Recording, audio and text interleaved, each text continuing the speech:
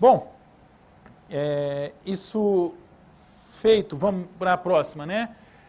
Não, volta uma aí, sobe uma aí, que eu não vi. A estabilidade, esse aqui é um quadro importante, uma divulgação, o Banco Central divulgou isso esta semana, tá?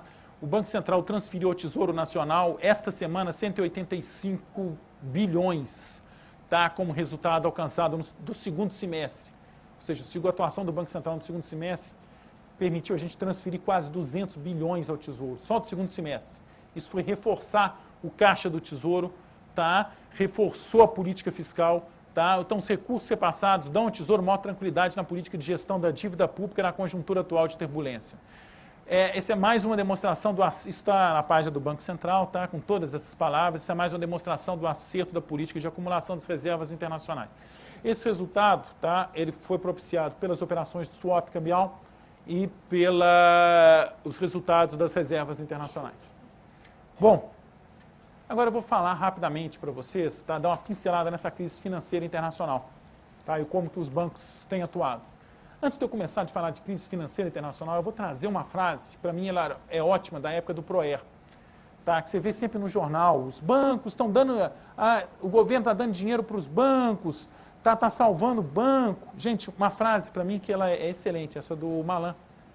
Uma coisa que deveria ser óbvia para todos, mas infelizmente não é, ou seja, mas que não é óbvio. Tá? Quando você conversa com as pessoas, você vê que isso não é claro. Tá? Banco não trabalha com dinheiro de banqueiro. Banco trabalha alavancado, pegando dinheiro de poupador e emprestando para tomador. Então, quando um banco quebra, não é o dinheiro do banqueiro que quebrou, é o dinheiro dos poupadores. Tá? Então, daí a importância dos bancos centrais atuarem no sistema bancário. Porque seria, se fosse assim, o banco quebrou, é o dinheiro do banqueiro que ficou lá, ok, deixa quebrar, mas não é isso. Você vai criar um problema para a economia e daí a atuação dos bancos centrais em todo o mundo. Bom, com essa crise, o que a gente está tendo? O Banco Central do Brasil, sem abrir mão da necessária manutenção da estabilidade, ele vem atuando intensiva e constantemente no enfrentamento da grave crise financeira internacional, fornecendo liquidez e impedindo que os desdobramentos dessa crise afetem mais rigorosamente a economia brasileira. A estabilidade da economia brasileira, gente, é importante deixar isso bem claro, ela foi decisiva para que os impactos dessa grave crise internacional não fossem tão severos no Brasil como estão sendo em outros países. Não é que o Brasil está isento da crise, mas os impactos aqui estão sendo bem menos rigorosos do que poderiam ser. Isso, um dos fatores decisivos para isso é a estabilidade conquistada pela economia brasileira. Bom, aqui eu dou só uma repassada para vocês, tá? A atuação dos bancos centrais no enfrentamento da crise. Não o Banco Central do Brasil, mas dos principais bancos centrais, eles têm atuado em diversas frentes, tá? Os principais bancos centrais do mundo têm atuado para restabelecer o pleno funcionamento dos mercados financeiros, infundir confiança nos agentes e construir alicerces para reativar o crescimento utilizando um conjunto de ferramentas, entre as quais se destacam. Importante, gente, eu fazer um parênteses aqui, tá? Uma das críticas que se teve, um dos fatores que propiciou o acirramento da grave crise de 1929 foi a falta de atuação dos governos em impedir, em gerar crédito para o sistema, impedir uma constrição de crédito, impedir que os agentes econômicos continuassem tendo crédito. Com isso, você teve uma recessão mundial, uma crise severa com aqueles efeitos danosos. Tá? Então, o fato do sistema financeiro naquela época não ter atuado decisivamente foi importante. E agora, tá? Se aprendendo com o que aconteceu com a crise do século passado, os bancos centrais têm atuado. Exemplo, injeção de capitais nos bancos. É uma coisa que vários bancos centrais estão fazendo nos principais agentes. Um exemplo disso, não é o único, eu tenho lá páginas e páginas disso, tá? Que eu faço um acompanhamento direto disso pela nossa área lá. Um exemplo, injeção de 200 bilhões no Citigroup, e garantia de créditos no valor de 306 bilhões nos Estados Unidos. Injetou 200 bilhões de dólares no Citi e tem dado garantias de mais de 306. Para evitar o quê? Que ele fala, não, deixa quebrar, é banco. Não é banco. Você sabe o que acontece. Com a quebra a economia. compra de ativos de instituições financeiras. Um dos diversos exemplos, a gente tem um banco da Inglaterra, adquiriu 486 milhões em commercial papers durante a primeira semana de operação da sua agência compradora de ativos com problema, visando a reativação do mercado de crédito, para impedir que se estrangule o mercado de crédito, para se impedir que o sistema financeiro pare de dar crédito. Programas destinados a setores específicos. Exemplo, um programa norte-americano de 200 bilhões de dólares para facilitar os empréstimos estudantis, empréstimos de automóveis e de negócio. Uma ação nos Estados Unidos, mas em vários países do mundo estão tendo programas específicos. Injeção de liquidez em moeda externa. O Fed, Banco Central Americano, criou uma linha de swap de 30 bilhões com o Brasil, Singapura, Coreia do Sul e México, para impedir, ou seja, ele dá para o Brasil, garante para o Brasil o dólar quando o Brasil tiver necessidade. Redução de compulsório. Por exemplo, a China reduziu o seu compulsório em 50 pontos básicos para 15,5 no caso dos grandes bancos. Ou seja, no mundo inteiro, os bancos centrais têm atuado decisivamente em diversas frentes para impedir que o crédito, que você tenha uma parada no crédito, e com isso a economia mundial entre em uma grave recessão. E no Brasil? O Brasil vem atuando em várias frentes, o Banco Central do Brasil.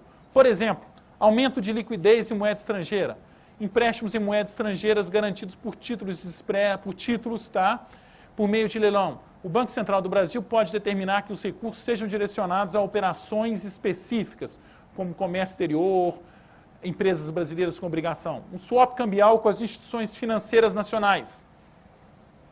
Leilões nos quais o Banco Central oferece a bancos a variação do dólar e, em contrapartida, recebe a variação na taxa de juros. Tem muita crítica a isso, falando que o Banco Central estava perdendo um exemplo aí, ó. O Banco Central obteve um ganho de 171,4 bilhões com as operações de swap só no segundo semestre de 2008. A linha de swap com o Fed, de 30 bilhões, anunciada em 29/10/2008 e já renovada. Tá? Então, ou seja, garantindo liquidez em moeda internacional para evitar que uma eventual redução de moeda possa parar as exportações do Brasil, parar as empresas brasileiras. Aumento de liquidez em moeda nacional, operações de redesconto, compras de ativos com compromisso de revenda, redução de recolhimento compulsório. O Banco Central tem feito várias reduções de compulsório, tá? De encaixe obrigatório, de exigibilidade adicional sobre depósito à vista, como forma de aumentar a quantidade de recursos disponível para as instituições continuarem fornecendo crédito. Outras operações, crédito rural, elevação do percentual de recursos da poupança rural que devem ser destinados à agricultura. E também redução na taxa de juros. O Banco Central do Brasil, assegurada a estabilidade, gente, manutenção da inflação dentro da meta estabelecida, não pelo Banco Central, mas pelo governo, vem propiciando maior liquidez para a economia, também por intermédio de redução da meta da taxa de juros para a Selic, ou seja, assegurada a estabilidade, do qual a gente não pode abrir mão, ou seja, ok, está assegurada, então, garantindo essa estabilidade para que não transfira recursos da população para o governo pelo processo inflacionário, principalmente dos mais pobres, a gente garantido isso. Então, até quanto a gente pode reduzir a taxa de juros sem comprometer, sem propiciar a inflação, sem comprometer a redução da inflação. Então, avaliando a evolução da trajetória prospectiva para a inflação, levando-se em conta a magnitude e a rapidez do ajuste da taxa básica de juros já implementado e seus efeitos cumulativos, tá? Já que a gente já frisei aqui que as alterações na taxa de juros têm seus efeitos em até mais de 18 meses, tá?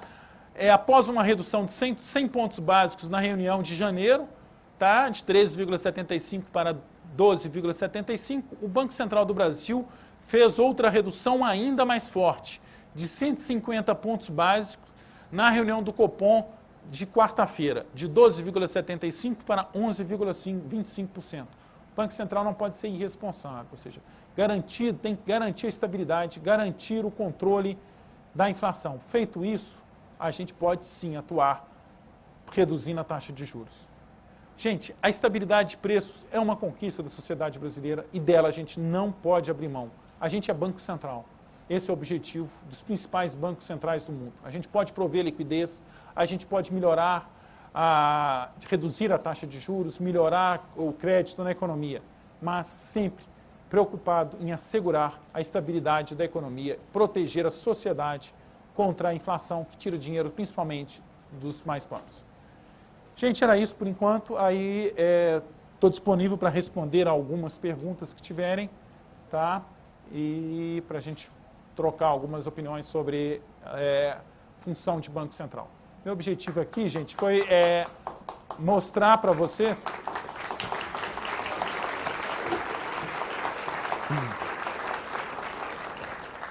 deixar bem claro, né, que a principal função de Banco Central não é no Brasil, gente, nos principais países do mundo, é controlar a inflação, tá?